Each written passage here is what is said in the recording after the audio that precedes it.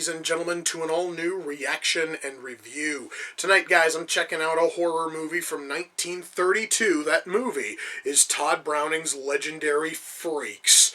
Guys, I'm going to tell you right now, I have wanted to watch this movie for the longest time.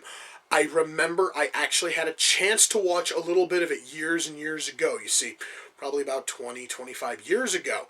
One of my local television stations would run old movies from the 30s and the 40s around 2 a.m. or so. And if I found myself awake in the middle of the night, I would tune in and I'd see whatever the heck they had.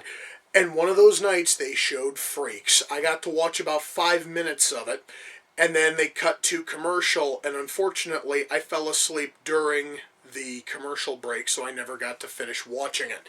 Now I finally get my chance. But I do have a bit of bad news before I go into this, because I was doing a touch of research before I decided to throw the disc in.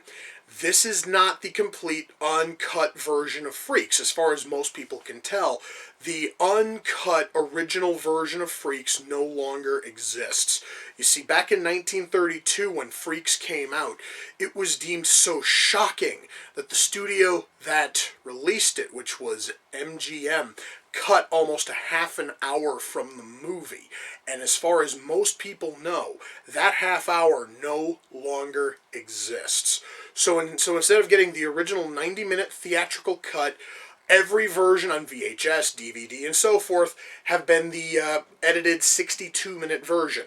Frankly, I am just happy that I finally get to watch Freaks. I'm just going to have to live out the rest of my life wondering what the hell they, cut. But that has nothing to do with anything at this point. I am psyched to see if this movie is any good. This right here is one of those movies that has been heralded as an all-time classic, and now it's time to see if it lives up to that status of classic. The only way I'm going to find out if it does is if I shut up and I push play, and I'm going to do that right now. So, without further ado, it's time to kick back, relax, and check out Freaks. I will say this much, guys. This movie is really setting the atmosphere of this circus beautifully. I really am feeling for every single character, be they everything from circus clown to sideshow act. They're all really fascinating. I'm really enjoying this. You know, guys, there's something very interesting about a man with no arms and no legs lighting a friggin' cigarette. That was a really cool thing to see. I don't think I'd ever be able to fucking do that. That took friggin' skill. It's really cool. You know, guys, it honestly is kind of sort of odd that out of this entire table of sideshow acts, the one person who's closest to normal is the ugliest person at the table, at least in terms of personality and soul. God, I want fucking Cleopatra to just suffer somehow. I cannot wait to see what happens to her. Well, guys, that was Freaks. Wow. That was amazing. And that ending was a little bit tragic. I'm not talking about, what happened to fucking Cleopatra. That, I'm more than happy to see that. Kind of wish I knew the details. I'm not going to go into spoil. I'm not going to spoil it for you, but kind of wish there were more details as to how she wound up the way she wound up. It was the stuff after that. The ending, which looks almost like it was found years later but was never properly restored. It is such a... I'm going to comment on picture quality right now. Throughout this entire movie, it is flawless. This thing got a loving digital remaster, and it looks amazing. Except for like the last 90 seconds, 2 minutes, where we kind of get a little bit of an epilogue. And we get to see what happened to Hans after everything that happened in the film. That looks ridiculously grainy, as if it was found off of an incredibly old film, and they didn't bother to give it the same kind of remaster that the rest of the film received. That segment, though, is rather tragic when you really think about it and you start to really process it. And that, guys, is really the thing, is that even guys at 62 minutes, with almost a half an hour of the movie just fucking wholesale ripped out of this thing, it is still a fantastic movie. It really does give you a nice, well, a rather interesting look into the lives of circus folk in the 1930s. Specifically those who work near or in the sideshow. And you get to see exactly what all of their day-to-day stuff is, as they're part of a traveling circus. So they aren't living out of regular homes; they're living out of wagons. It's all that kind of stuff. And you get to see all the different relationships build, and they do spend a lot of time building on a bunch of our main characters. Unfortunately, what does take a huge hit is we don't get to know much about the rest of our sideshow. Okay, yes, Frida and Hans and the Siamese twins, they get a lot of build-up. However, the pinheads don't. The half-boy doesn't. Cuckoo. Cuckoo's like one of the few that actually gets mentioned by name. Cuckoo, I believe, was a bird woman. She has a very beak-like nose. We don't get to know anything about any of these other characters. There's very little in terms of depth. There was a mention that the bearded lady had given birth. That scene literally happens, and then we never hear about it again. We never get to see exactly what her daughter looks like. We don't even know who the father is, because they never explain. All of that might have been stuff that was in that 30 minutes of excised footage. However, though, it does kind of lead to a little bit of a problem here, in the sense that while we clearly have our protagonists and our antagonists all laid out, and we can tell plenty about all of them. We can tell plenty about Hans, Frida, Cleopatra, Hercules, Frozo. We know what all these characters are like. We see them. Unfortunately, it then forces the rest of our very large, very interesting cast to kind of sort of be relegated to the background. Save for the Siamese twins, who have some kind of a weird little like subplot where the both of them are getting married, which is cool and all, and it's really interesting that it's still in there.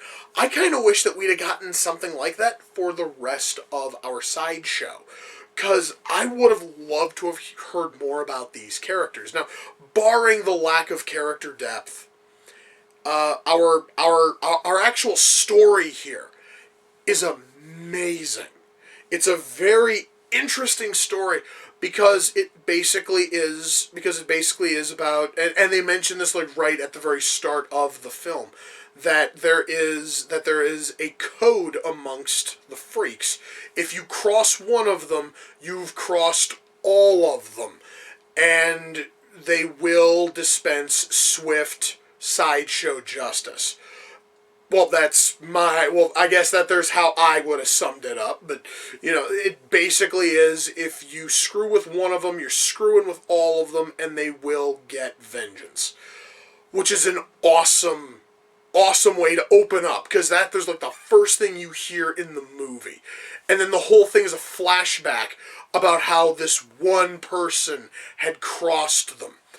And you get to see everything that builds up from there. The story is masterfully told. And once more, it would have been probably a hell of a lot better if it didn't have that half hour of missing footage.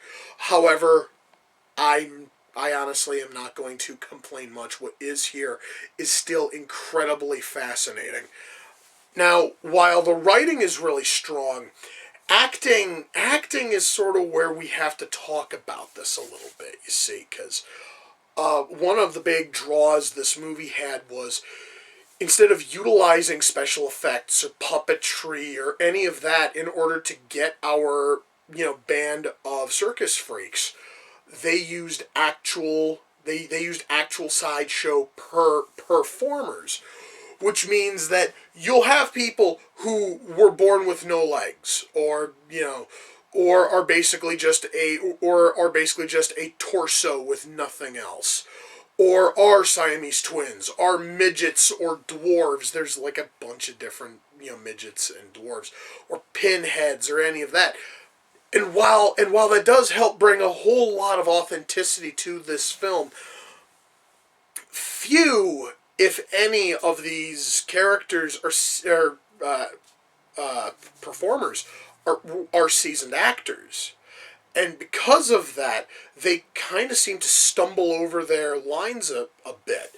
And this is made even more noticeable with Hans and Frida, who are our two leads, who are both dwarves, because neither of them natively speak English, and so they have this ultra thick accent. So while they're trying to deliver their lines, you also have to cut through the accent in order to understand what is being said. It is an incredibly thick accent, guys, otherwise I wouldn't mention it. I will say, though, that even though they aren't seasoned actors, oh my god, you can tell that every one of them is trying their damnedest. And I am going to give them all the credit in the world for that, because they could have totally gotten a bunch of sideshow performers who just did not fucking care and phoned in every single line, and they didn't. They found true professionals who wanted to make the best out of this, even if they weren't seasoned actors, even if they couldn't memorize lines perfectly, even if they could not deliver the lines perfectly. You can tell that there is a mountain of effort going into all of it. And that is the least that I ever ask for when it comes to acting, is I don't care if your performance is good or bad. What I care about is the effort, and you can tell the effort radiates off of the screen. So even when a couple of them give out lines that come off kind of sort of wooden, you can totally tell that it's not wooden because they're lazy. It's not wooden because they don't care. It's wooden because they're nervous on camera. It's wooden because they're not used to performing. At least not performing in this sense. So it still works. The acting here is really, guys, the acting here is as good as you could probably have gotten. And that is amazing. I was absolutely dreading the thought of, actors who phoned it in or just completely sucked, and every single one of those fears was put to rest real quick within the opening couple of minutes. So even though I can comment on accents, I can comment on how it's kind of sort of wooden, I can also tell that deep down everybody put in their absolute best, and it shows. And by God, it fucking works. Alright, lighting. A whole lot of this is set either before or after a circus performance. So it's normally either in the middle of the day or it's late at night, and they're basically working on, and of course at night you're basically working off of lanterns and torches and all that, and it still is lit incredibly well. And what is here is lit beautifully. You can tell what everything is. That honestly was sometimes a problem with movies in the 30s, was lighting sometimes was an absolute nightmare. Here, no. Everything is lit beautifully. Our sound mix. That also is another problem when we're talking about movies from the 1930s. Oftentimes, you can't hear much because there is so much hiss on the audio track. And while that is still visible here, it's not that bad. You can still hear what is being said. So I'm going to assume that was also part of the fucking mastering that had to go into making this thing DVD ready. So yes, guys, the sound mix here is good. Our camera work is masterful. Just everything, guys, in this movie, just it is just a work of art. So am I able to recommend Freaks? You betcha. This thing has earned its title as a certified classic. This movie was amazing. The only thing I wish I could see what that other 30 minutes of footage is. And even though the back here has something about alternate endings, that's three different endings. I have no idea how different those endings are going to be from what was in here. I'll probably check out that when I'm done filming this. If you guys have never seen Freaks, definitely check it out. If you can find it on YouTube, if you can find it on Netflix, I don't know if the thing is on Netflix at all. If you can find it on DVD, I believe this thing was incredibly cheap on DVD when I put it on the Amazon wish list. You need to see this thing. And if Tod Browning had not friggin' directed Dracula for Universal Pictures a year before this, Freaks would probably be his most well-known film. So, if you've seen Dracula, I'm talking about the original Universal Dracula with Bela fucking Lugosi as Dracula. If you liked what you saw there and wanted to see more from that filmmaker, boom, Freaks. This movie is amazing. This sucker's gonna have a happy spot in my DVD collection until Warner Brothers finally puts it out on Blu-ray. Then I'm fucking buying it on Blu-ray and it's staying in my collection in perpetuity, man. This sucker is amazing. Now, I stated that this came off the Amazon wish list.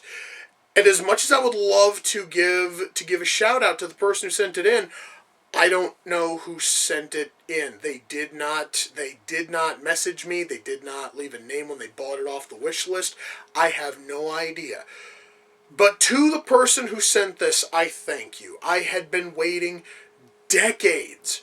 As I stated at the very top of this video, almost 20 years since I got to see even a small fraction of Freaks. And I finally had my chance to watch it, and that is thanks to you. Whoever you are fucking awesome. Yes, guys, I can absolutely recommend Freaks. This thing is totally deserving of the title classic. If you have not seen it, please look for it, check it out. It is an amazing movie. I loved every frame of this thing. Now, I'm still holding out hope that there's evidence of that missing 30 minutes somewhere. And while there's no mention on the back of said 30 minutes cropping up, I'm hoping that maybe somebody found some of it and it's on YouTube. I'm going to go on a little happy hunt for that because I want to see what was cut from this. I really do. This movie has got me so fascinated. I've got to see more. So I'm going to go on what may very well be a fruitless hunt for lost Freaks footage.